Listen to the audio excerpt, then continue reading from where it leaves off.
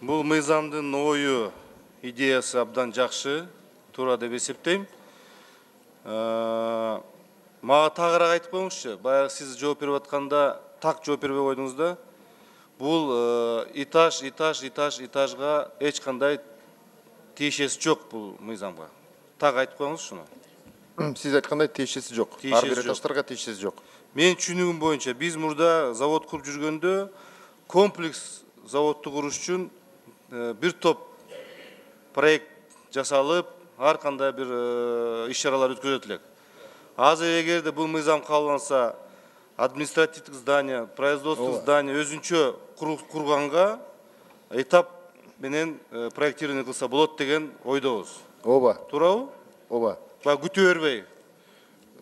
Бактыргеч, мындай сиз айткандай, мисалы, административдик имарат бүткөндө госприемканы өткөзүп иштетирсе болот да негизи.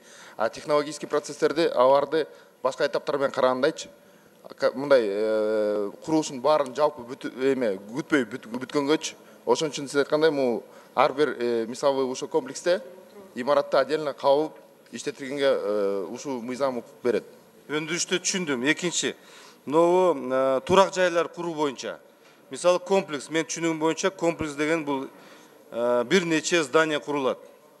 Ошол жерде эгерде бир здание, кийин экинчи здание, үчүнчү здание курулуп поэтапный болгон болсо, связка жолуп кетпейби?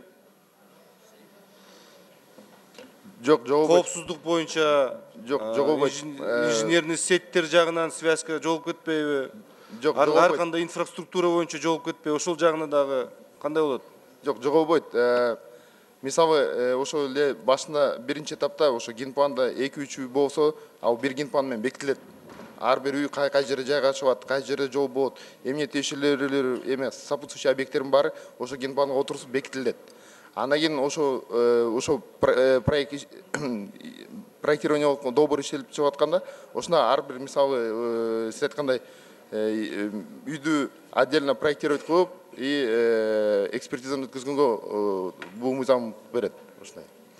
Мен эки техинспекция кайрылып кетет элем. Ошол проект түзүлгөндө баардыгы норма менен түзүлөт. Ошо курулуп атканда сиздер көзөмөл жүргүзгүлө. Мына пожарный жагын айтып коеюн сиздерге. Сиздер пожарный жагынан алып алдыңар контролдо. Көзөмөл жүргүзбөй койдуңар. Ким күнөөлүү азыр? Баардыгы МЧСте бөлөт. МЧСте контроль жок. Контроль сиздерде. Же контролду берип койгула МЧСке. Аны пожар, же жакшылап сиздер көзөмөл жүргүзгүлө. Кийинки маселе. Мына азыр энергосеттерге, водоканалдарга, газга жана башка коммуникацияларга бир топ кыйынчылыктар жаралып атат. Ошол жагында карагыла. Бир комплекстик карагандан кийин комплекстик карагыла.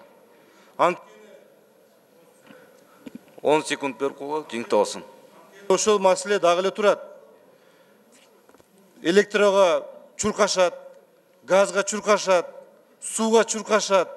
Бир топ маселе канча деген кыйынчылыктар жаралып атат. Ошону бир комплексный кылып, эгерде бир айнекке келдиңби, ошол айнектен бүт коммуникацияга бир жактан разрешение алсын, руксатты. Ошол тиги биздин ишкерлерди кыйнабаш керек. Ошону бир карап койбойсуңар ошону. Теплокоммунэнергияга барышат. Анча-мынча мамиле кылмайынча эч кандай разрешение бербейт. Ошону маселени караш керек да. Мына биздин депутаттар жакшы сунушту киргизип атат, биз колдойбуз.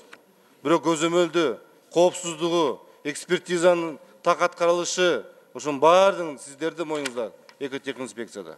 Рахмат.